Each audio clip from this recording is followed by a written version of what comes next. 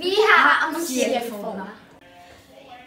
I en cirkel, som jeg har tegnet her, er der en prik i midten, som hedder centrum, og en streg fra centrum ud til siden, som hedder radius. Der er sådan en streg, som går fra toppen og ned i bunden, eller alle andre steder, gennem centrum, som hedder diameter. Omkreds. Omkreds, det er det, der sådan er rundt om i cirklen her. Det jeg lige har tegnet op. Og nu vil vi så finde ud af, hvordan vi finder ud af, hvad omkredsen er. Det du skal gøre er, du skal gange diameter gange pi i limet 25. Jeg har målt, at diameteren er 25 lang.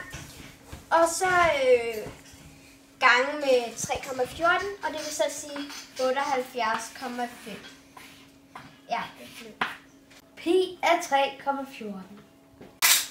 Pi er altid omkreds divideret med diameter. Jeg vil fortælle lidt om arealet, som er alt det, som er inde i en cirkel.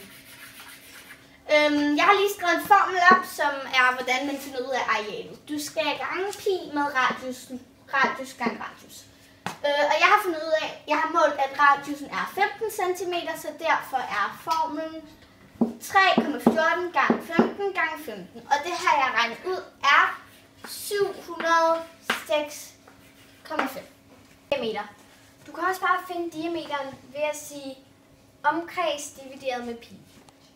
Jeg vil lige vise et eksempel. Jeg har regnet ud, at omkredsen er lige med 94,2, og så skal du sige 94,2 divideret med 3,14, og det giver 30. Det er en cirkel. Rundt om cirklen er der noget, der hedder omkreds. I cirklen fra den ene ende til den anden er noget, der hedder diameter. Halvdelen af diameteren er radius.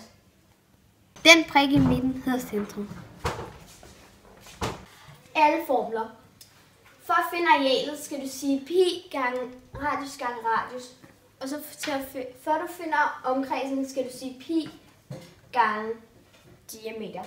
Og før du skal finde diameteren, så skal du sige radius plus radius, eller du kan sige omkreds divideret med pi. For at finde radius, skal du sige diameter divideret med 2. Og vi filmer altså